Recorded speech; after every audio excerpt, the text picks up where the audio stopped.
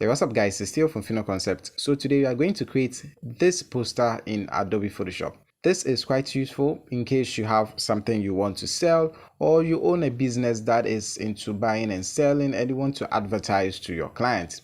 With this design, it's going to be a lot easier for your clients to identify you because you stand out from the crowd and you'll be able to sell as many things as you want. Anyway, let's just get started.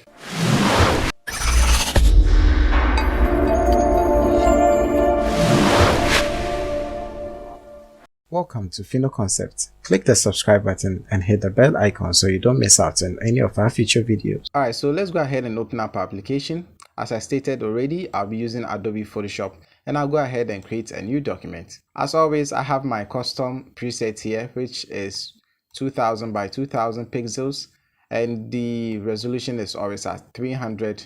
This is what I prefer, and since I'll be having it in a square form, so I'll be able to upload on Instagram or WhatsApp status or WhatsApp profile, then this is the ideal square pixel for me, and that is what I'm going for. So I click on create. Now this is the color I'll be using, 15, 19, 22, and click on OK. So in case you don't have that, you can just click on this foreground color right here and select that same thing. Just type in the code or something like that, depending on which color you want to use. Now the first thing I'm going to do on top of this background is create a new group, and I'm going to call that group background. So to create a group, you just click on the third icon from the right, and I'll double click here and change the name to background, like so. Sorry, I like typing in caps. Now with that group highlighted, I'll go into the middle icon, which is the adjustment panel, and I'll click on gradient.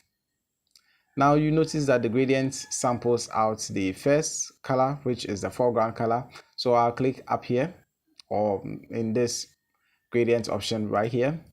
Now I'm going to select the first preset, which is foreground to background, and as you can see, my background color is yellow. That is why it's fading to yellow, but I actually want it to be a darker version of this dark blue I have here. So I'll double click on the extreme and I'll sample that color from here, or I can just click here to also sample.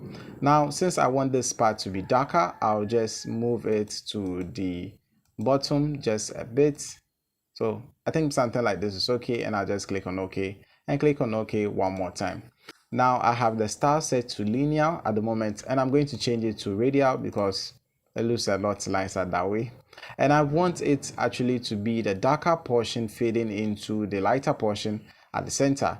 If this is not what you want, you can just click on reverse to reverse it, but this is what I want. Now I can go ahead and play with the scale in case I don't want to have the darker portion too close to what I have here. So I think somewhere around 500% should be just fine for me, and that is going to be our good start. Now I'm also going to create a group on top, and I'll call this probably text. Now the reason I like creating groups is it allows me to be able to identify the layer I'm working with very easily. Now I'm going to bring up my rulers, holding down Control and press I. You should see your rulers up here or on your left hand side, and I'm just going to click from the left hand side and drag and drop it somewhere at the center, and it should snap in like so. Now I usually do this because I want to get some alignment or perfect alignment for whatever I'm doing. Now we are going to add in a couple of text, so I'll click on the type tool, the horizontal type tool, and I'll start typing in my information. But before that, we will go ahead and select a specific font. I'm going with the Carbon font because for some reason I have actually grown to like this, and I'm also going to select the color I'm going to be using. So I'll click up here and select a white color and just click on OK. No, let's probably make it yellow instead, so I'll sample that yellow color in here. Then I'm going to start typing in. So let's say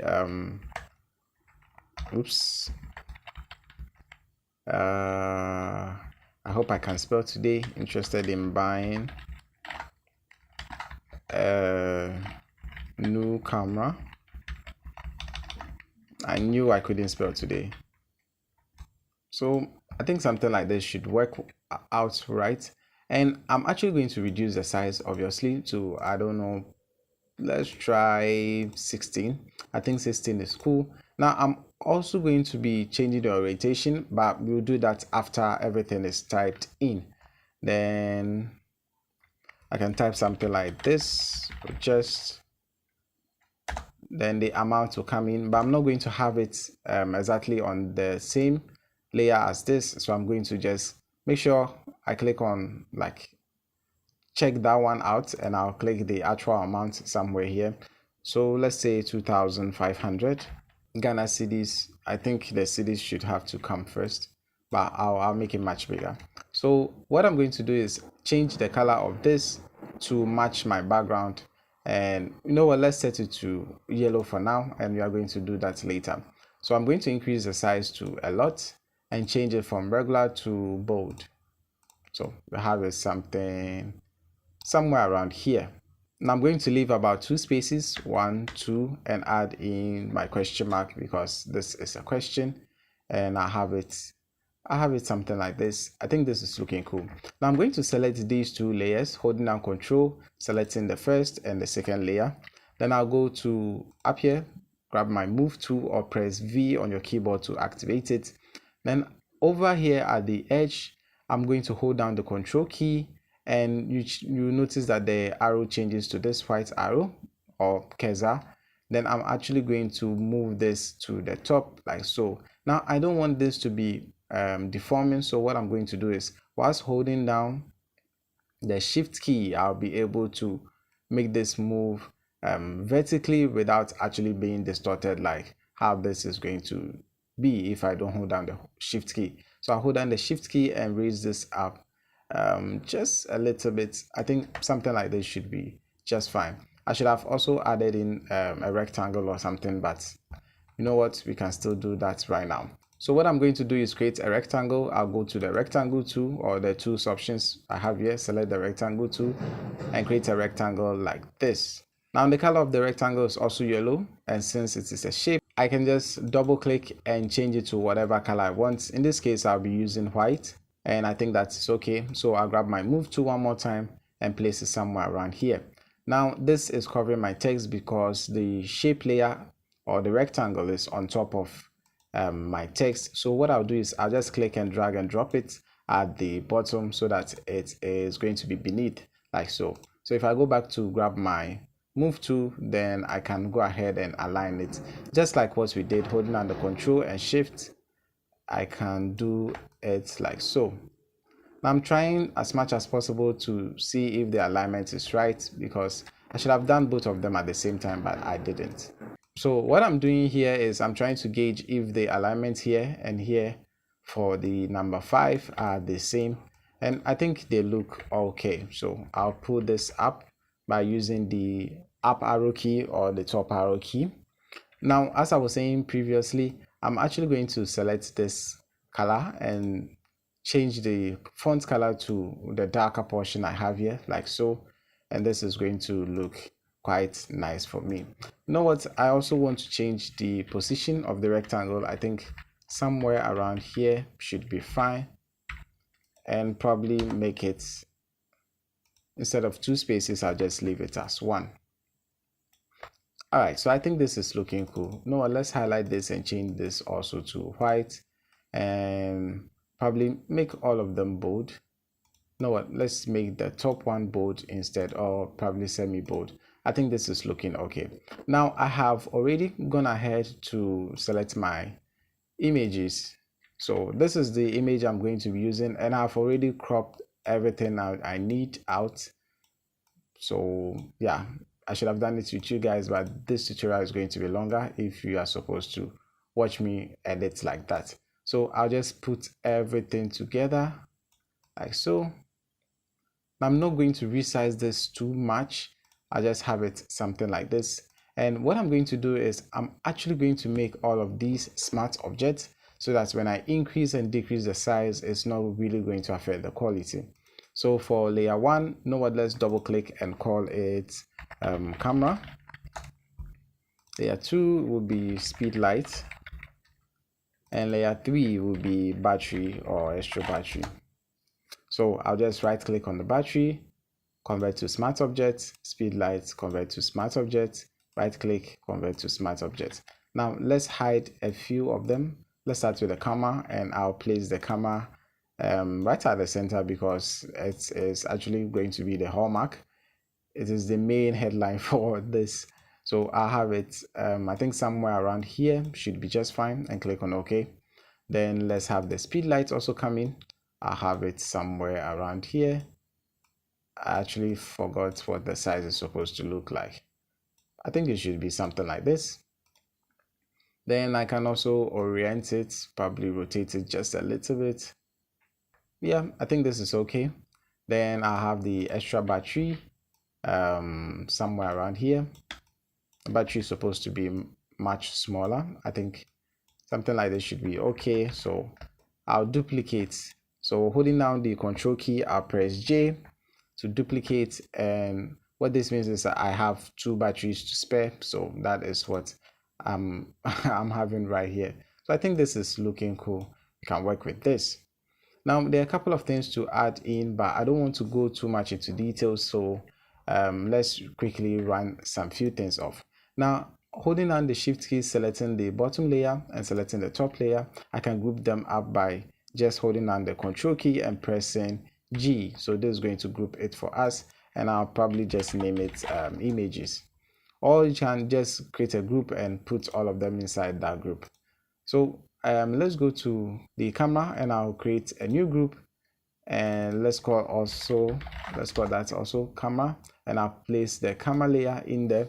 Now what I want to do is I just want to create some fixed shadow over here, and to do that we can actually use the brush tool, a couple of things. So you know what, let's start off using an ellipse instead. So I'll grab the ellipse tool and I'll draw an ellipse like this. Now I'll change the color obviously to black because shadows are not yellow, and I'll have it at the bottom of the camera layer. Now I'll right click and go to rasterize layer. I don't want it to be a smart object. Go into filter, Gaussian blur, then Gaussian blur. Then I'll blur it the way I want it right there and then. So I think somewhere around 30. Yeah, somewhere around 30 should be fine.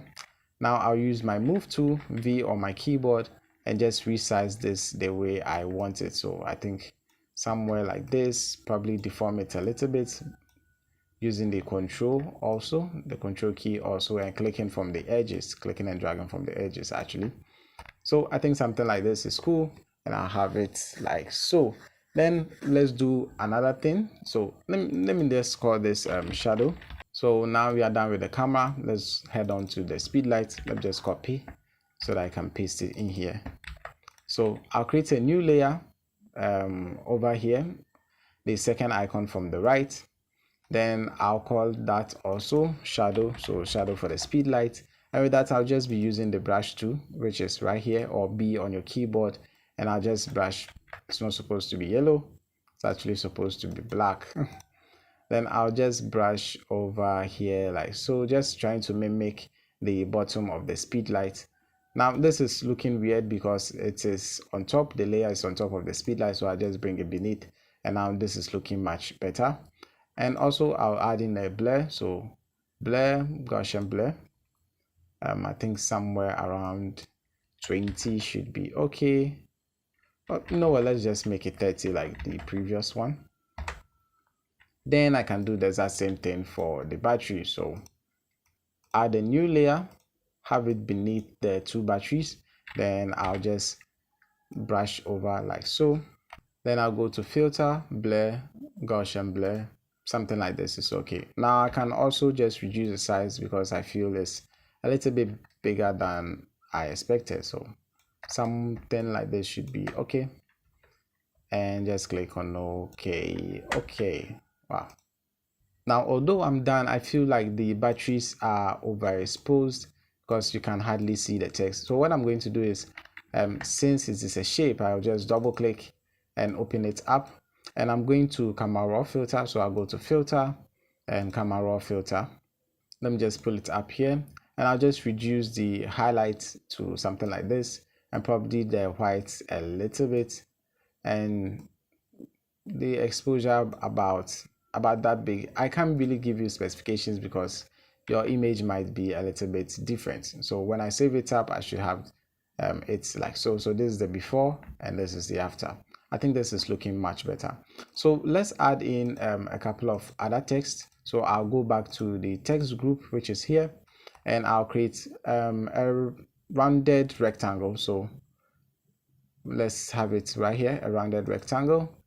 Then we are going to set our radius to about 50 pixels. So that is the radius of the edge. Zoom in and I'm going to draw something like this. Change the color by double clicking since it is a shape, and I'll select the yellow color from here. Then I can have in my text. So I'm going to type in something like contact. I'm actually changing my mind on the font.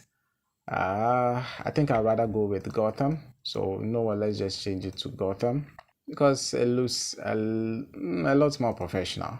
So okay, so I'm going to change this to Gotham as well. If anyone is interested or loves using carbon, I'm sorry, but I think Gotham wins this one. So I'll select that same blue color, click on OK, and I'll have it in here like so. Now obviously I have to reduce the size because it doesn't fit, and I actually want it to fit. So I think probably 10 points should be fine, and I'll make it bold and have it in here like so. And let's click on OK. I have to add in a contact number, but I'm not going to be doing that here on YouTube. So let's just create something fake. If this is an actual phone number, please forgive me. I'm just typing some things off my head. Please do not call. In case it is an actual number, do not call. All right, so I have that also here like so. Now if this is okay for you, you can pretty much just stick with that, but I prefer to have it at the center, which I should have actually done in the beginning. So I'll move it to the center like so. Now in case you are wondering how I moved them, I'm just using the arrows on my keyboard. So I'll just bring this also in the text like so, and you can group them how many times you want. And this is looking cool. All right, now we are actually done with the whole design, but we can't leave it as this because the background is, well, it's uninteresting. Let me put it like that. So I'll go back to the background group, and what you are going to do is add in a couple of shapes, any shape at all. So let's just start with drawing rectangles. So I'll click on the rectangle tool, select a yellow color like so. Then I'll just draw a rectangle like this. About this big is fine. Let's zoom in. So what I'm going to do is I'm actually going to group this because I'll be duplicating. So Control J, and I'll just duplicate a couple of times. So Control G for grouping and Control J for duplicating. So Control J will duplicate for me, and you can see I have a second one right here. Now what I'm going to do is I'll highlight these two, and I'll hold down the Alt key whilst making sure that the move tool is active. Whilst holding down the Alt key, you notice that the mouse cursor changes to this double-sided arrow, and if I should click and drag, it's just going to create the duplicate for me. So with this, I don't have to create hold down the Control and press J several times. I can just use the Alt key to create them like so. Select all of them again, hold down the Alt key, and I can create a duplicate as many times as I want. Basically, that is it. So let's fit this to screen, and this is what we have. It looks more like a Rubik's cube from here. So I'll place this somewhere around here. Obviously, I'm not going to have them as this big, so let's probably reduce the size to something like this. And I'm also going to increase the spacing. All right, now let's fill this to screen and see what we have. So this is looking cool for me already. I think I'll want to create one more duplicate like so, and I'll just highlight everything, make it a bit bigger. All right, so why am I messing this one up? I'll have you here. So let's duplicate this rectangle set and I'll have the second one probably somewhere here. I can even rotate it if I want to by about 45 degrees. I can duplicate it one more time. This time around I can have it somewhere around here. I can make it bigger and place it somewhere around here. That is also cool. So you can just play around the shapes the way you want them. We can also add in circles. So I'll go grab the ellipse, create a circle like this, duplicate, Ctrl J. I have the second one somewhere around no what, let's have it closer to each other. So I'll create about 3 circles or probably 4, not in any specific order. I'll also group these, so I'll group them and put them in the background. So you know what, let's group all of these again and call them the rectangles. Then I'll call this I'll group them one more time and call them the circles, so that anytime I create a duplicate, I'll have it within the circle area. So basically that is it. You just go ahead and create as many as you want, and that is what I'm going to be doing. So once I'm done, I'll just get back to you guys. Alright, so basically that is it. If you like this video, please give it a thumbs up. If you like to watch more of our videos, hit that subscribe button, and as always, don't forget to share with your family and friends. This is Theo from Final Concept, and I'll talk to you guys in the next one.